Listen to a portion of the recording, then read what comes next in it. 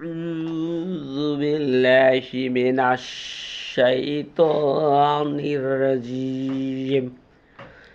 بسم الله الرحمن الرحيم. إنا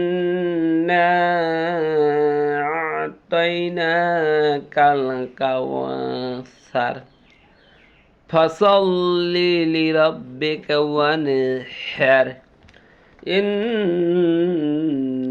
شانئك هو الأبتر. صدق الله العلي العظيم وصدق رسوله النبي الكريم. এসব আছে আমি বিতাড়িত শয়তান থেকে পানা চেয়েছি। পরম করুণাময় আল্লাহর নামে শুরু করছি। নিশ্চয় আমি আপনাকে কাউসার দিয়েছি, আপনি আপনার রবের উদ্দেশ্যে নামাজ আদায় করুন ও কোরবানি করুন, নিশ্চয় আপনার শত্রু নিবংশ হয়ে যাবে। মহান আল্লাহ তাআলা যা বলেছেন সত্য বলেছেন। আমাদের নবী হযরত মুহাম্মদ মুস্তাফা সাল্লাল্লাহু আলাইহি সাল্লাম যা বলেছেন সত্য বলেছেন। আল্লাহ তাআলা কোরআন শরীফের ভিতরে দুইভাবে সূরা নাজিল করেছেন। আমাদের নবী হযরত মুহাম্মদ মুস্তাফা সাল্লাল্লাহু আলাইহি সাল্লাম 50 বছর পর্যন্ত মক্কায় ছিলেন। মক্কায় আল্লাহ তাআলা 92টি সূরা নাজিল করেন। এই 92টি সূরার মধ্যে রয়েছে জান্নাত, জাহান্নাম, ইহকাল, পরকাল এবং মৃত্যুর পর যা কিছু ঘটবে আল্লাহ তাআলা মানুষকে বুঝিয়েছেন এবং রাসূলুল্লাহ সাল্লাল্লাহু আলাইহি সাল্লাম এই দাওয়াতগুলি মানুষের মাঝে দিয়েছেন। আমাদের নবী হযরত মুহাম্মদ মুস্তাফা সাল্লাল্লাহু আলাইহি সাল্লাম যখন 40 বছর বয়স, তখন আল্লাহ তাআলা জিবরাইল আলাইহিস সালামের মাধ্যমে এই আসমানি কিতাব কোরআন শরীফ নাজিল করেন এবং আল্লাহর নবীজি এই কোরআনের কথাগুলো মানুষের মাঝে ছড়িয়ে দিয়েছেন। আল্লাহ তাআলা সৌদি আরবের মক্কা শরীফের ভাষা ছিল আরবি, আর আল্লাহ তাআলা আরবি ভাষায় এই কোরআন নাজিল করেছেন। এই কোরআন যখন জিবরাইল আলাইহিস সালাম আল্লাহ নবী সাল্লাল্লাহু আলাইহি সাল্লামের কাছে তেলাওয়াত করে শুনে দিতেন এবং নবীজি সাল্লাল্লাহু আলাইহি সাল্লাম জিবরাইল আলাইহিস সালামের কাছ থেকে এই কোরআন শুনতেন এবং এসে মানুষদের মাঝে ছিটিয়ে দিতেন। এভাবে আল্লাহর রাসূল সাল্লাল্লাহু আলাইহি সাল্লাম প্রায় 40 থেকে 44 প্রায় 4 বছর পর্যন্ত গোপনে এই কোরআনের দাওয়াত দিতে থাকেন। এই কোরআনের দাওয়াত দিতে যখন থাকেন, আস্তে আস্তে আল্লাহর নবীজি সাল্লাল্লাহু আলাইহি সাল্লামের বিরুদ্ধে মক্কার অসংখ্য লোকেরা রাসূল সাল্লাল্লাহু আলাইহি সাল্লামের বিরুদ্ধে করা শুরু করলো। তারা বলল, মুহাম্মদ সাল্লাল্লাহু আলাইহি সাল্লাম কোথা থেকে কোন নতুন ধর্ম নিয়ে এসে। এভাবে তারা আস্তে আস্তে বিরোধিতা শুরু করলো।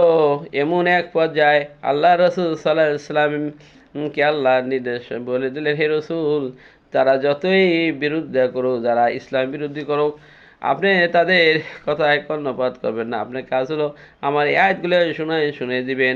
এবং আল্লাহ রাসূল সাল্লাল্লাহু আলাইহি সাল্লাম তেলাওয়াত যখন করতেন, তখন এই আয়াতগুলো শুনে অনেক লোকজন বুঝতে পারত।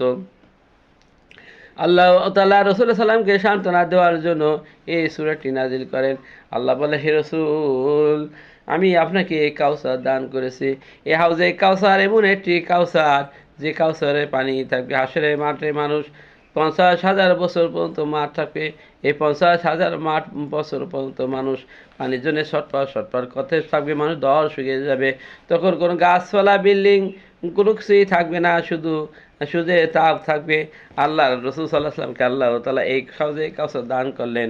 এই হাউজের কাউসারের পানি আল্লাহ রাসূল সাল্লাল্লাহু আলাইহি সাল্লাম যাদেরকে একবার খাওয়াবেন, তাদের আর কোনোদিন পানি পিপাসা লাগবে না। আল্লাহ তাআলা এই আল্লাহ রাসূলকে হাউজে কাউসার দান করেছেন। এজন্য আল্লাহ বলে, হে রাসূল, আমি আপনাকে হাউজে কাউসার দান করলাম। নিশ্চয় আপনি আপনার রবের নামাজ আদায় করুন ও কোরবানি করুন। আল্লাহ বলেন, হে রাসূল, আপনি নামাজ পড়ুন আর কোরবানি করুন, আমার হুকুম পালন করুন। নিশ্চয় আপনার শত্রু নিমুখ হয়ে যাবে। এবং আল্লাহ তাআলা বলেন, হে রাসূল, তারা যতই চক্রান্ত করুক না কেন, তারা একদিন নিঃশেষ হয়ে যাবে, ধ্বংস হয়ে যাবে। আল্লাহ রাসূল সাল্লাল্লাহু আলাইহি সাল্লামের 2টি ছেলে ছিল।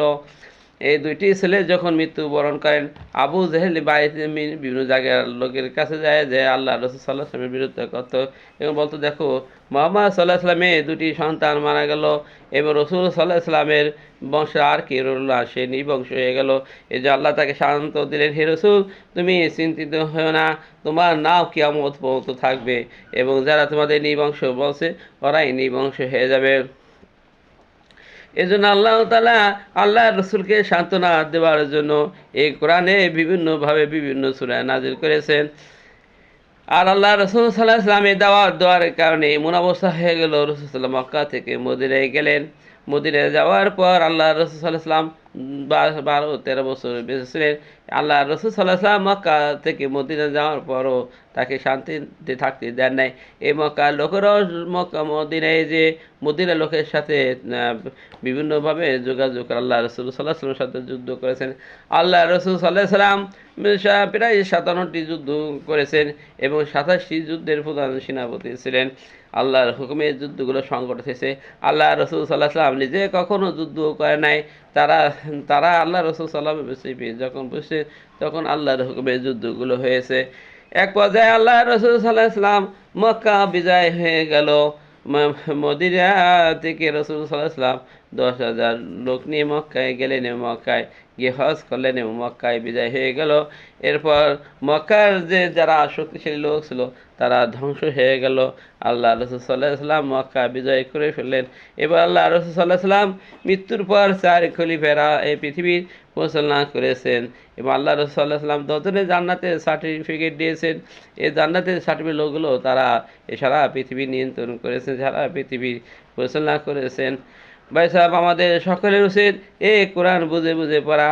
বুঝে বুঝে পড়লে আল্লাহ তাআলা আমাদের অনেক সওয়াব দিবেন। আর এই কোরআনের উসিলায় থেকে আল্লাহ জান্নাত দিয়ে দিবেন। আসসালামু আলাইকুম রহমতুল্লাহ। ভাই সাহেব, আমি যা কিছুই পড়লাম, যা কিছু বুঝলাম, আপনারা এগুলো শেয়ার করে অন্যদের মাঝে ছড়িয়ে দেবেন। এই বলে আমার আলোচনা শেষ করছি। আলহামদুলিল্লাহ আলমিন।